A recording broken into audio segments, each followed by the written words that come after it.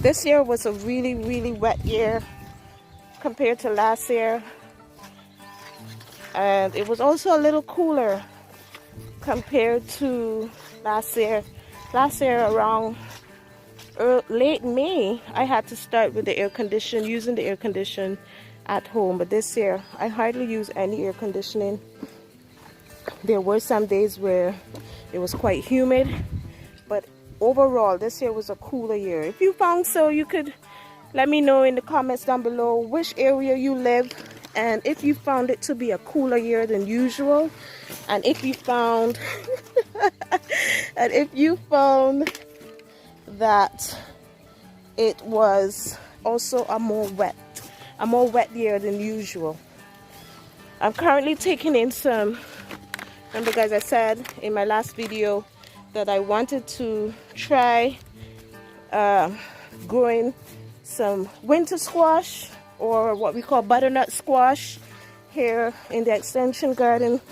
And because of the amount of bugs that I have here on the extension garden, I opted to germinate my seeds at home instead of direct sowing. Now, squash seeds are better sown, or pumpkin seeds are better sown directly, less irritation of the root ball.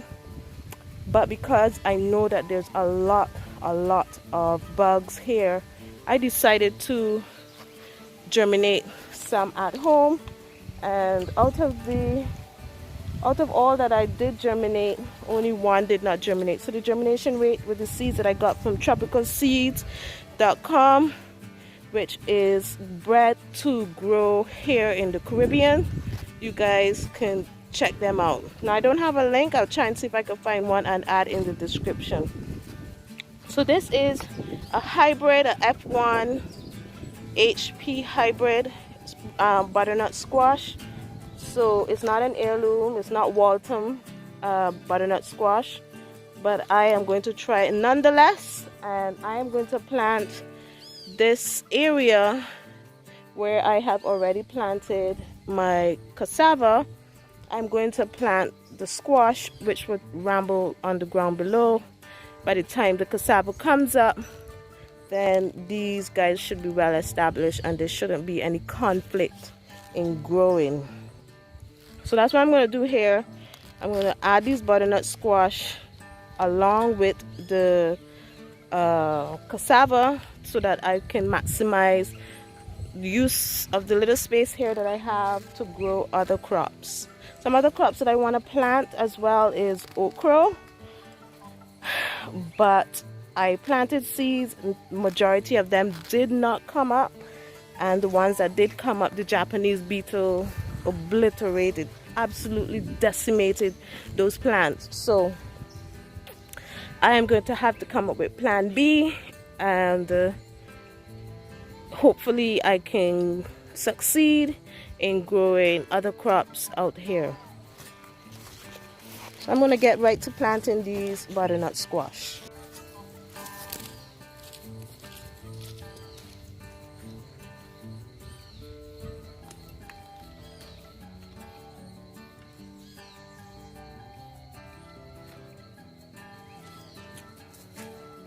So guys, this is growing well so far. You can see that the root ball is not bound.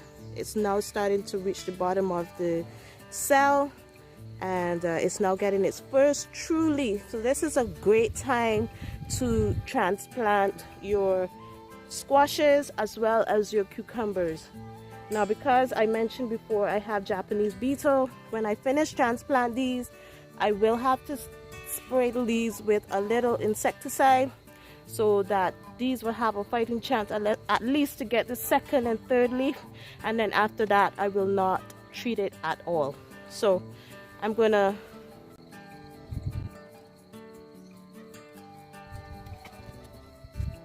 so this is my last one. One thing I forgot to mention is that when you're going to transplant, try taking out the plants from your cells when they're semi-dry. Don't have them doused in wet or they'll just fall apart on you. When it's semi-dry, it comes out of the cell way better.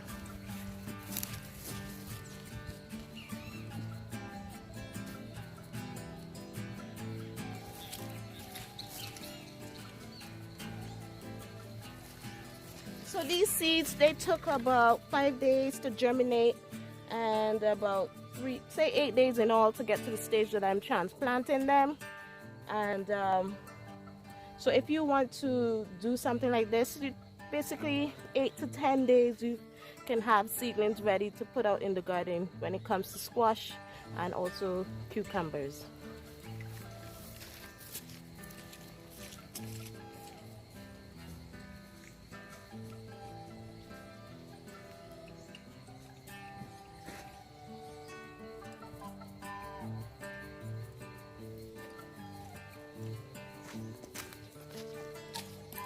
So I'm unfamiliar with a lot of these critters. I don't know. It looks like some kind of wasp. I don't know what it is. But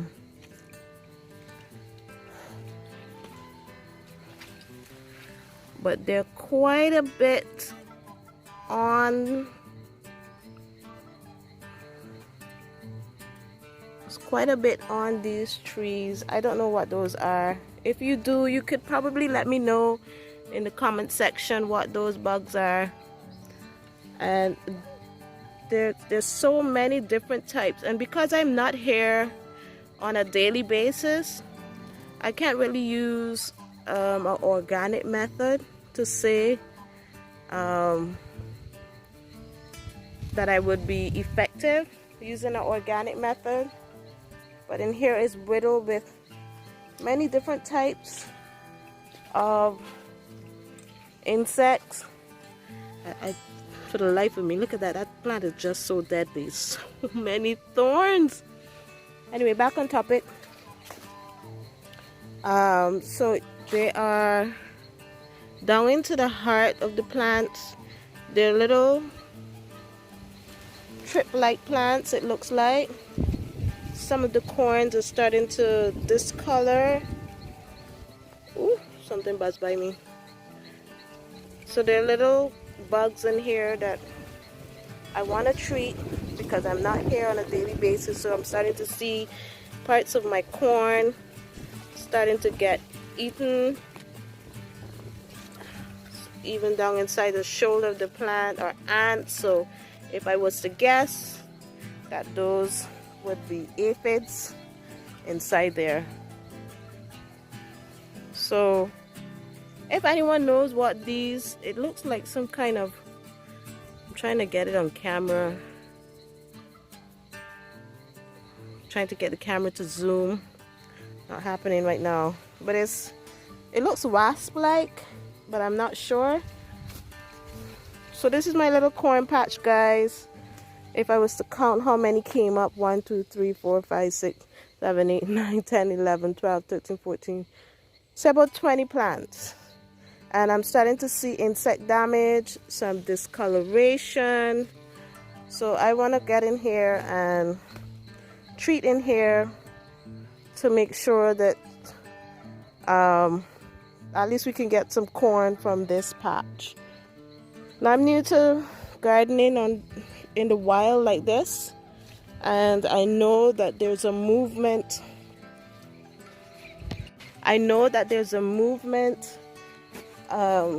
Against the insecticides and so on, but where I am, guys, there are many bugs, and I don't reside at this garden.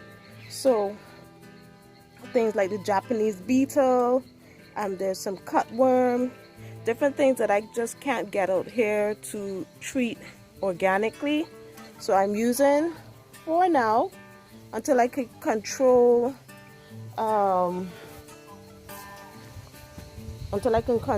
the bug population, I'm using, for now, the chemical route. And hopefully when I do get that under control, I know it's going to be a couple years before I can work that out of the soil, but that's something I'm willing to live with.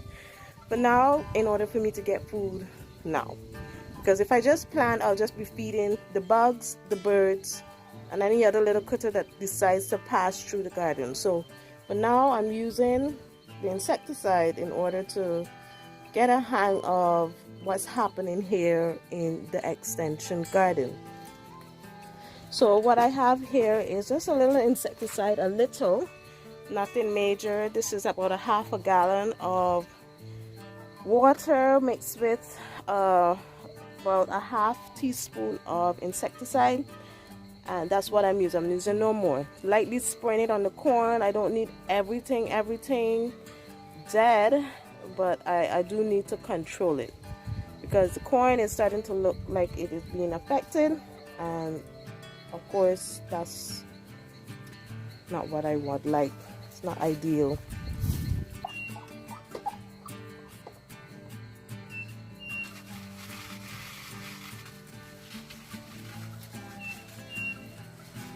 So now that I've finished treating that area, I want to now use the remaining of that liquid in this area where I was talking about the Christophene. So what I want to do, I want to clean out this bed here. This is a bed here where I had planted ginger before, but it was unsuccessful. So I want to get in here. I'm seeing new shoots of the Christophene coming up again. So what I want to do is I want to dump around this Christophene. I have to get my gloves. I want to dump around this Christophene the remaining of the insecticide in case there is something eating the roots of the Christophene, to give this Christophene a chance. So you guys can see here, this Christophene, oh, there's some kind of tiny insect on it as well. Ants are on it. So I want to treat this Christophene to give it a chance, because as I mentioned before, it just grows to this point and then it dies back. Every time it does this, it dies back and then it starts over again with new shoot. So I'm going to clean out this bed and I'm going to put the remaining of that insecticide here, irrigate the soil here a little bit with a fork, and I'm going to put the insecticide down here to treat what's happening on this as well. I'm seeing termites on the trellis already. Guys, this garden has lots of life teeming in it.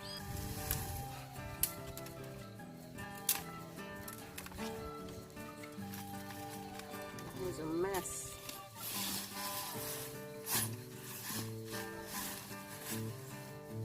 Look, this ginger is flowering already. Wow. Did you guys know that when ginger starts to flower, it is maturing? Yeah, when you see the ginger start to flower, that's a good indication that it's soon time to harvest your ginger. So if you have ginger that's in a pot or in the ground, wait for that flower. If you want that strong ginger flavor, wait for that flower.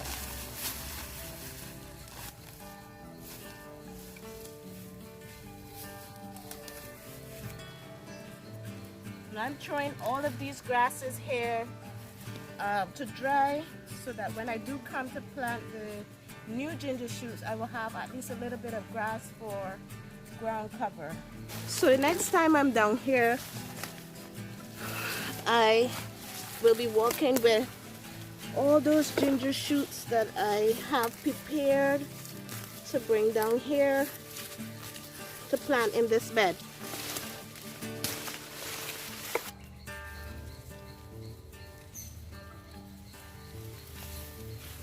Okay guys, so I got this bed cleared out, and now we're going to look at this Christophene closely. Now I took the fork and I just raised the soil up a little, and I'm just inspecting the Christophene. You can see here that it's shooting up, and it looks like it's sending out roots here. Is that a root? Not really.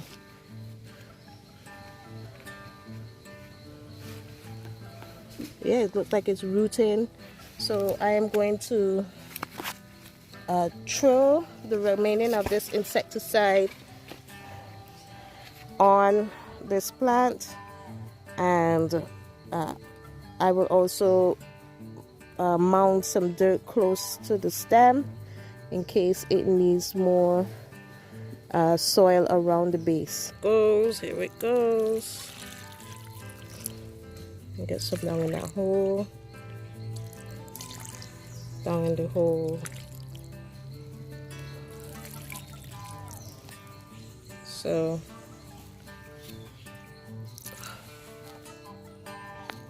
maybe something is attacking it at the roots, and we will see how it goes from here. If this shoot does well, if I should treat it every month or every 2 months.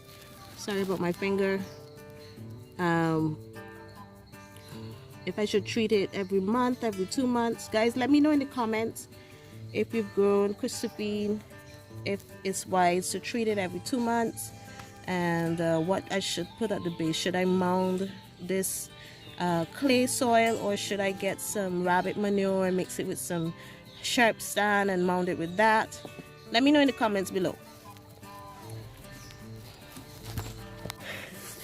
My son just went and he found a cocoa. My hand's dirty, so you gotta lean it to the...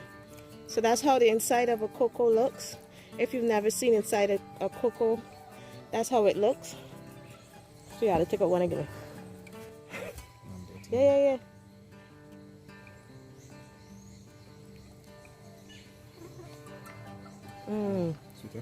Wow. And we do the seed. Keep the seed? That's the dog. No, it is. Wow. That tastes real good. It tastes like soursop. So, cocoa tastes like soursop. Well, that's the flavor I'm getting. It is delicious. Tastes nothing like chocolate bar. The seed, when you guys ferment it and dry it and process it, then you get that cocoa to make your tea and your cakes and stuff. But the outside of a cocoa is like this. So you can get the red, yellow, purplish kind of. And this is what it looks like on the inside. Delicious. Can I get one more?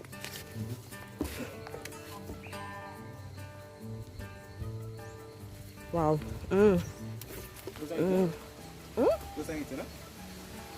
No, but I've never had any taste like that, and it's juicy. Okay guys, that's it for today.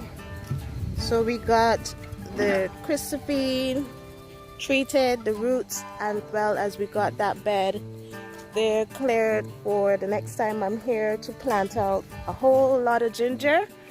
And we also got the corn treated today, guys. So it's really been a really wet year, and it's really proving to be difficult. Really not a gardening year so far, in my opinion, but that hasn't stopped me, and it shouldn't stop you either. Guys, get off your butt and get growing, guys. Don't forget, let me know in the comments what do you think I should do with that Chrysophene. Until the next time, guys, take care and have a good week. Bye.